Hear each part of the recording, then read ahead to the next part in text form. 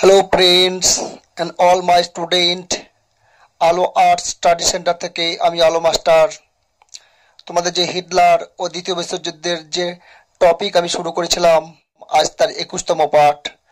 21তম পাঠের বিষয়বস্তু হলো হিটলারের ইহুদি নিধন। তাহলে শুরু করা যাক। আজ 21তম পাঠ, হিটলারের ইহুদি নিধন। 1933 খ্রিস্টাব্দে হিটলার জার্মানিতে ক্ষমতা লাভ করে। তার ক্ষমতা লাভের দিন থেকে দ্বিতীয় বিশ্বযুদ্ধের শেষকাল পর্যন্ত, অর্থাৎ তার মৃত্যুকাল পর্যন্ত তিনি যতগুলো কাজ করে গেছিলেন, যতগুলো আক্রমণ করে গেছিলেন, তার মধ্যে সব থেকে উল্লেখযোগ্য যেটা হচ্ছে নৃশংসজনক কাজ, ঘৃণাজনক কাজ, সেটা হচ্ছে ইহুদি নিধন। দ্বিতীয় বিশ্বযুদ্ধের সময় হিটলার প্রায় 60 থেকে 63 লক্ষ ইহুদি হত্যা করেছিলেন। হিটলারের এই ইহুদি নিধন বা ইহুদি হত্যাকে ঐতিহাসিকরা হলোকাস্ট নামে অভিহিত করেছেন। এই হত্যাকাণ্ড এতটাই বর্বর ছিল যে নির্মম হত্যাকাণ্ড থেকে অবুঝ শিশু, নারী, প্রতিবন্ধী, বৃদ্ধ এবং অসুস্থ রোগীরা পর্যন্ত রেহাই পায়নি। কেন হিটলার এই বিপুল পরিমাণ ইহুদি হত্যা করেছিলেন তার সঠিক উত্তর আজও কোনো ঐতিহাসিক দিতে পারেননি। তবে ডক্টর রিকার্ড তার লেখা গ্রন্থ how world war one led to the Holocaust নামক গ্রন্থে হিটলারের ইহুদি নিধনের কিছু তথ্য আমরা জানতে পারি। দেখা যাক ডক্টর রিকার্ড হিটলারের ইহুদি নিধনের কারণ সম্পর্কে কি মন্তব্য করেছেন বা হিটলারের ইহুদি নিধনের কারণগুলো কিভাবে আলোচনা করেছেন।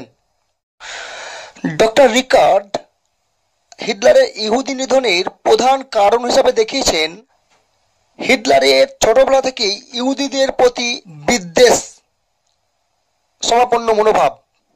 হিটলার অনেক ছোট বয়স থেকেই অনেক বেশি ছবি আঁকতে ভালোবাসতেন। ছোটবেলা থেকে তার ইচ্ছা ছিল ভালো একটি আর্টস স্কুলে ভর্তি হওয়া। হিটলার ও তার পরিবার তখন ভিয়েনায় বসবাস করত। হিটলার ভিয়েনায় একটি আর্টস স্কুলে ভর্তি হয়ে, আর এই আর্টস স্কুলে সংখ্যাগরিষ্ঠ ছাত্র ছিল ইহুদি, তাই হিটলারকে এই স্কুল থেকে বের করে দেওয়া হয়। তখন থেকেই ইহুদিদের ওপর হিটলারের একটা বিদ্বেষ জন্মায়। রিকার্ড দ্বিতীয় কারণ হিসাবে দেখিয়েছেন ইহুদি চিকিৎসকের হাতে হিটলারের মায়ের মৃত্যু। ডক্টর রিকার্ড তার গ্রন্থে বলেছেন ইহুদিদের প্রতি হিটলারের ক্ষোভ ছিল হিটলারের মায়ের মৃত্যুতে, কারণ হিটলারের মায়ের চিকিৎসা করেছিল এক ইহুদি ডাক্তার এবং সেই ইহুদি ডাক্তারের হাতে তার মা মারা যান। হিটলার মনে করতেন ইহুদি ডাক্তারের অবহেলার কারণেই তার মায়ের মৃত্যু হয়। ইহুদি ডাক্তারের হাতে হিটলারের মায়ের এই মৃত্যু হিটলার কোনোভাবেই মনে প্রাণে মেনে নিতে পারেননি। কারণ হিটলার জার্মান জাতি জনগণ ও তার মাকে খুব ভালোবাসতেন। তার মায়ের এই মৃত্যুর পর থেকেই হিটলারের মধ্যে একটা ইহুদি বিদ্বেষ জন্মায়। রিকার্ড 3 নম্বর কারণ হিসাবে দেখিয়েছেন ইহুদিদের দখলদারিত্ব।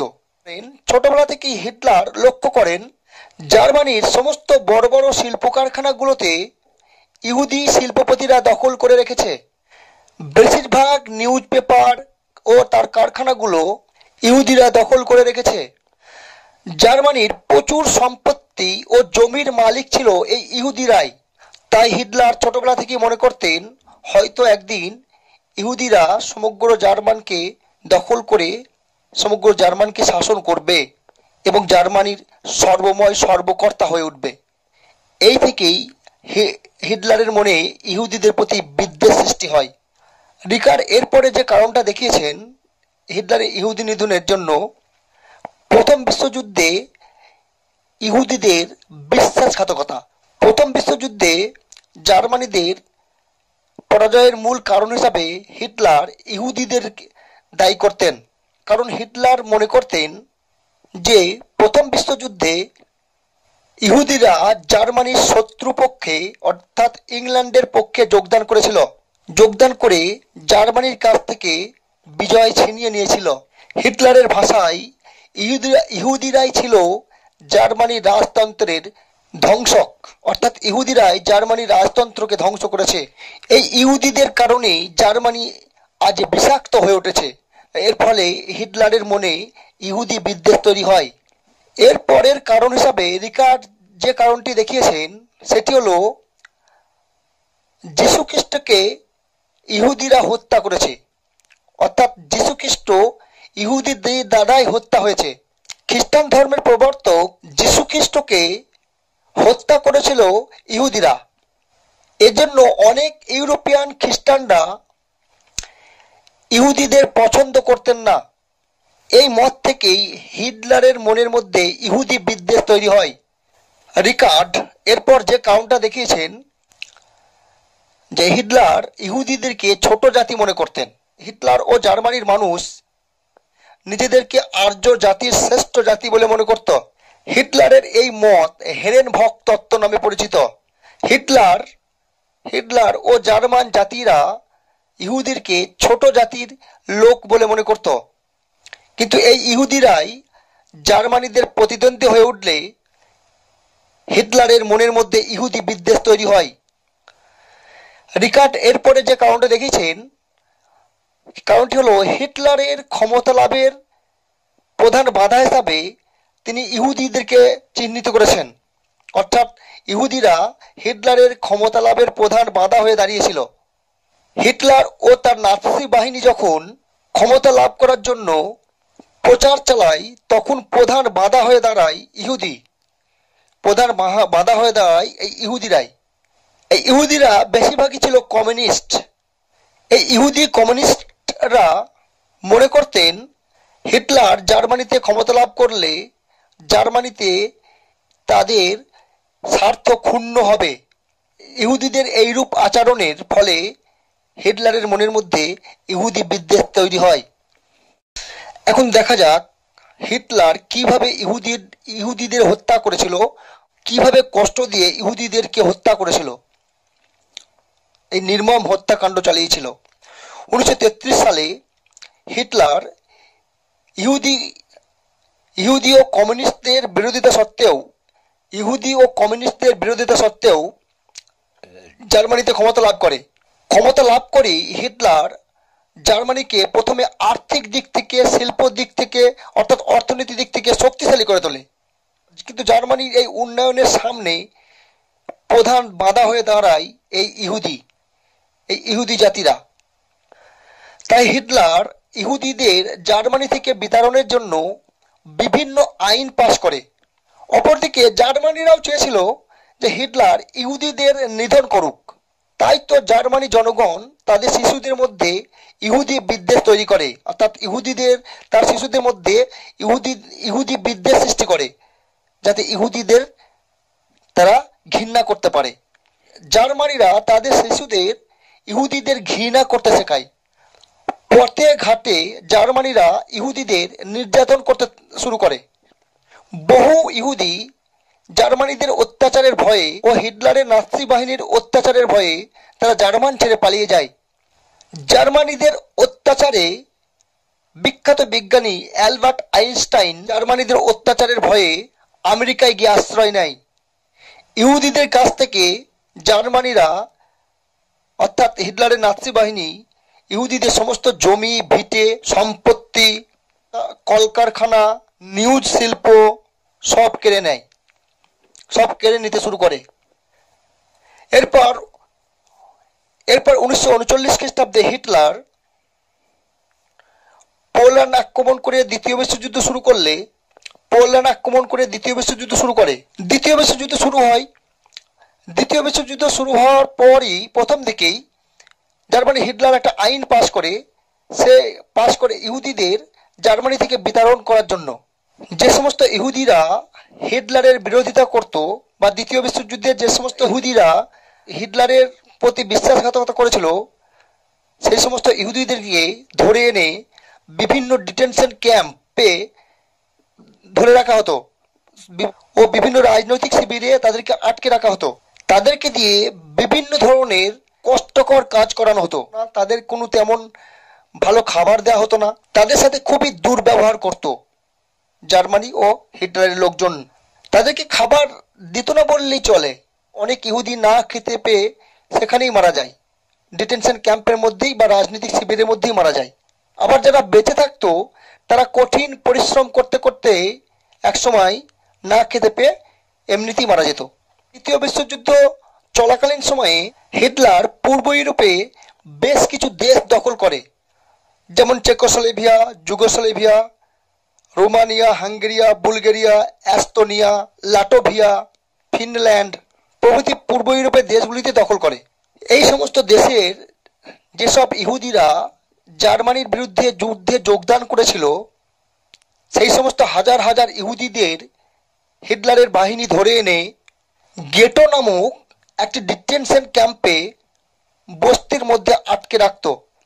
এই গেটো বস্তিতে বা গেটো ডিটেনশন ক্যাম্পে যারা বসবাস করত তারা খুবই কষ্টের মধ্যে জীবনযাপন করত।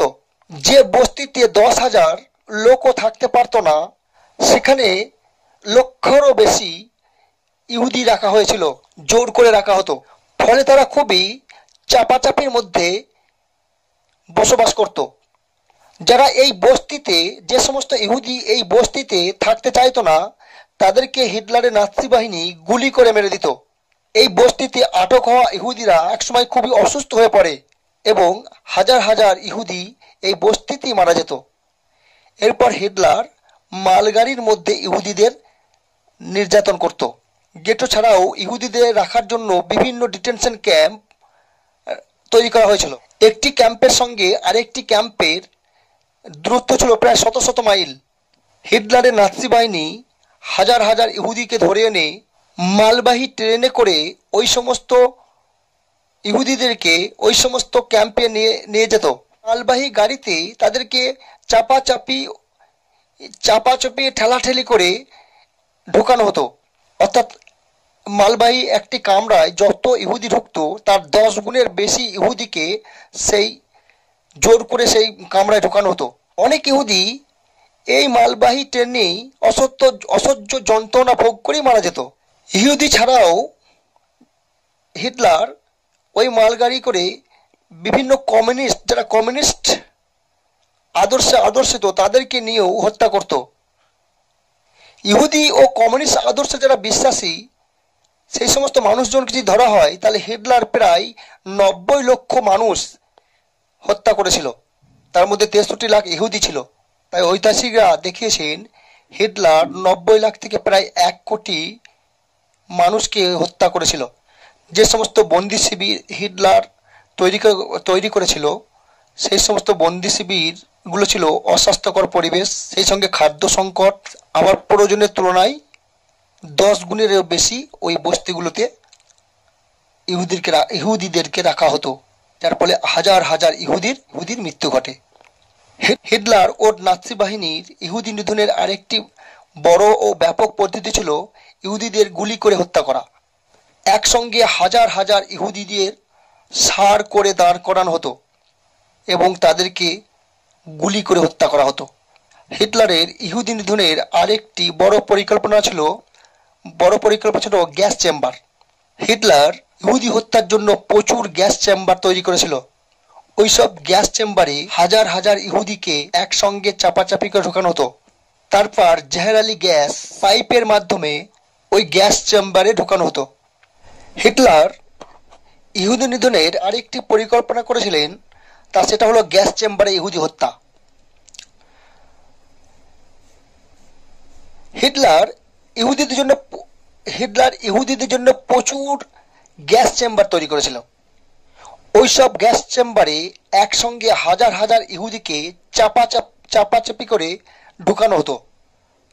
তারপর জেহেরালি গ্যাস পাইপের মাধ্যমে ওই গ্যাস চেম্বারে ছেড়ে দেওয়া হতো। ফলে হাজার হাজার ইহুদি শ্বাসকষ্টে মারা যেত, আর যারা বেঁচে থাকতো তাদেরকে গুলি করে হত্যা করা হতো। তবে এই হত্যাকাণ্ডগুলি জার্মানিতে যারা আমলাতন্ত্র ছিল তারা খুব উৎসাহের সঙ্গে পালিত করত। ঐতিহাসিকরা অনুমান করে দেখেছেন এই ইহুদি হত্যায় জার্মানিতে প্রায় 10,000 আমলাতন্ত্র জড়িয়ে ছিল। এই হত্যাযজ্ঞ ছাড়াও ইহুদিদের উপর চলত নানা অমানবিক অত্যাচার, যেমন ইহুদিদের শরীরে বিভিন্ন ধরনের ইনজেকশন দিয়ে ম্যালেরিয়া ও জন্ডিসের মতো ভাইরাস ঢুকিয়ে দেওয়া হতো। ফলে হাজার হাজার ইহুদি এই ম্যালেরিয়া ও জন্ডিসে আক্রান্ত হয়ে মারা যেত। অনেক সময় হাজার হাজার ইহুদিকে ধরে এনে তাদের হাত পা অন্ডকোষ ইত্যাদি কেটে নিয়ে হত্যা করা হতো। এই হত্যাকাণ্ড করার জন্য হিটলার বেশ কতগুলি ডেথ ক্যাম্প তৈরি করেছিলেন, যেমন অসুইচ ডেথ ক্যাম্প। এই অসুইচ ডেথ ক্যাম্পে প্রায় 10 থেকে 11 লক্ষ ইহুদিদের হত্যা করা হয়েছিল। এছাড়াও দ্বিতীয় যেটা পাই, চেমল্যান্ড ডেথ ক্যাম্প। এই ডেথ ক্যাম্পে প্রায় 1.5 লক্ষ থেকে 2 লক্ষ ইহুদিদের হত্যা করা হয়েছিল। এরপর আরেকটি ডেথ ক্যাম্পের নাম পাই সোভিয়ার ডেথ ক্যাম্প। এই ডেথ ক্যাম্পে প্রায় 3 লক্ষ ইহুদিকে হত্যা করা হয়েছিল। এছাড়াও আরেকটি ডেথ ক্যাম্প মাসদানের ডেথ ক্যাম্প। এই ডেথ ক্যাম্পে প্রায় 4 লক্ষ ইহুদিকে হত্যা করা হয়েছিল। আরেকটি উল্লেখযোগ্য ডেথ ক্যাম্প ছিল ট্রাভেলিঙ্কা ডেথ ক্যাম্প। এই ডেথ ক্যাম্পে প্রায় 10 লক্ষ ইহুদিকে হত্যা করা হয়েছিল। এছাড়াও ডাকাও নামক ডেথ ক্যাম্পে প্রায় 1 লক্ষ ইহুদি হত্যা করা হয়েছিল। বেলজেক নামক ডেথ ক্যাম্পে 6.5 থেকে 7 লক্ষ ইহুদি হত্যা করা হয়েছিল। এই ডেথ ক্যাম্পগুলোর বেশিরভাগই জাহেরালি গ্যাস বা কার্বন মনোক্সাইড এবং জাইক্লোন বি এর মতো জাহেরালি গ্যাস প্রয়োগ করা হতো।